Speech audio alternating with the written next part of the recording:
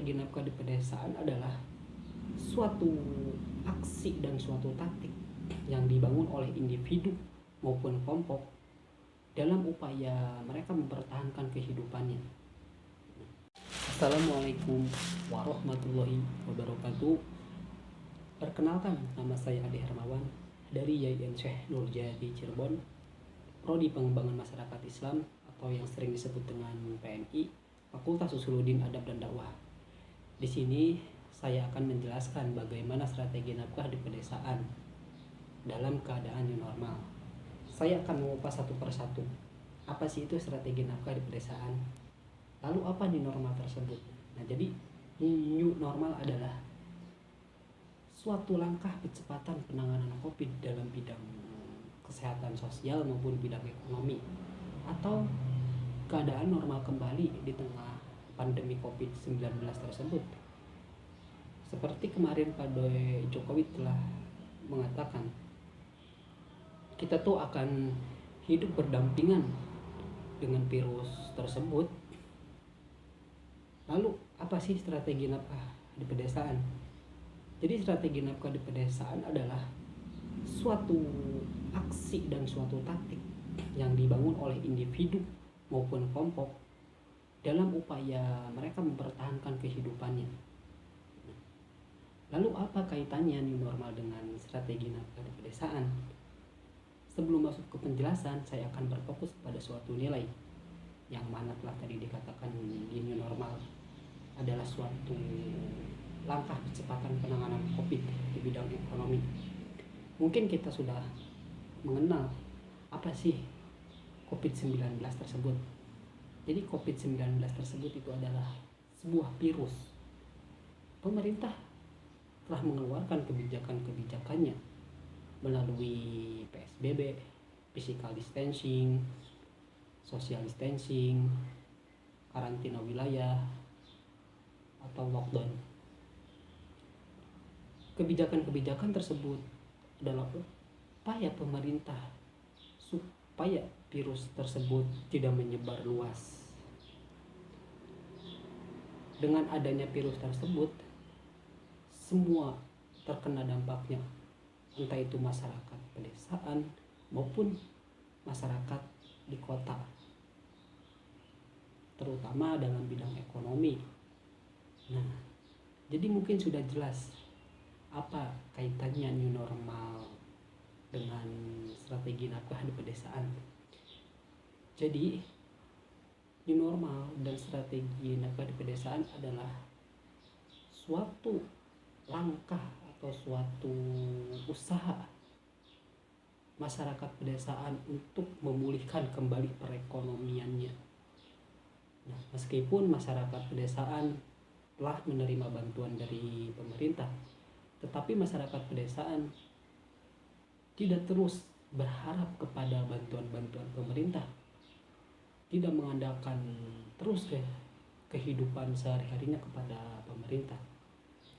Meskipun bantuan tersebut ada yang tidak tepat kepada sasarannya.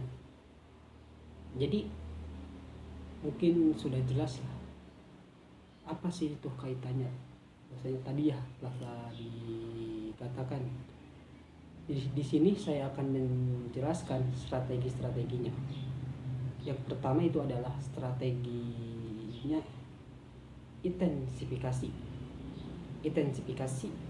Yang kedua diversifikasi. Intensifikasi adalah memperluas lahan yang ada atau memperluas lahan yang ada di sekitaran masyarakat pedesaan. Yang kedua diversifikasi. Nah, diversifikasi itu adalah memperluas sumber nafkah. Sebelum lebih dalam lagi kepada penjelasannya, di sini saya akan menjelaskan lagi pola adaptasi ekologi. Pola adaptasi ekologi itu berkaitan dengan bagaimana manusia menyesuaikan dirinya dengan lingkungan hidupnya. Ada beberapa strategi, ada beberapa pola adaptasi, jenis-jenis pola adaptasi ekologi. Yang terutama adalah pola adaptasi ekologi menyelaraskan dengan alam. Menyelaraskan dengan alam ini adalah menyesuaikan atau menyelaraskan dirinya dengan lingkungan hidup ataupun alam. Mereka bisa memanfaatkannya, tetapi tidak merubah fungsi alam tersebut.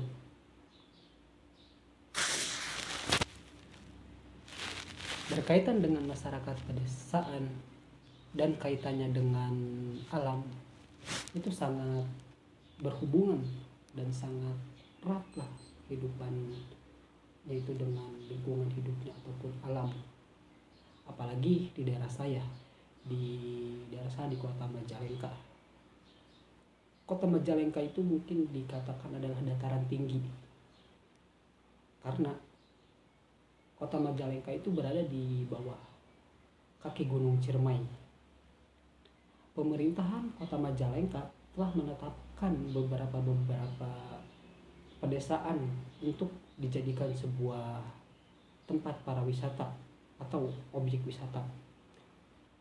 Tempat para wisata tersebut atau objek wisata yang berada di pedesaan itu mempunyai segi pola adaptasi ekologi yang mana tadi telah dijelaskan, yaitu menyelaraskan atau menyesuaikan kehidupannya dengan keadaan lingkungan atau alam dan memanfaatkannya tapi tidak merubah fungsinya.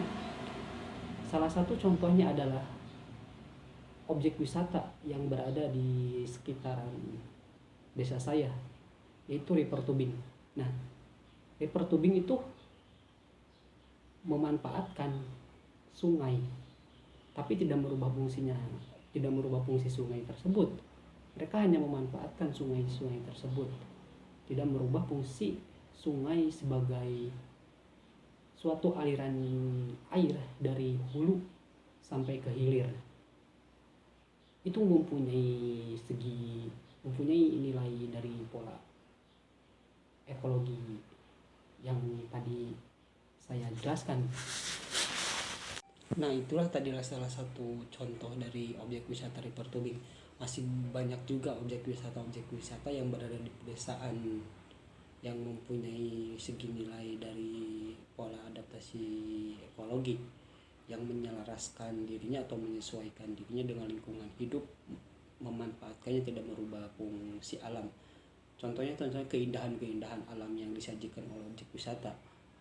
Contohnya masih banyak lah, terutama di sekitaran dekat pedesaan saya.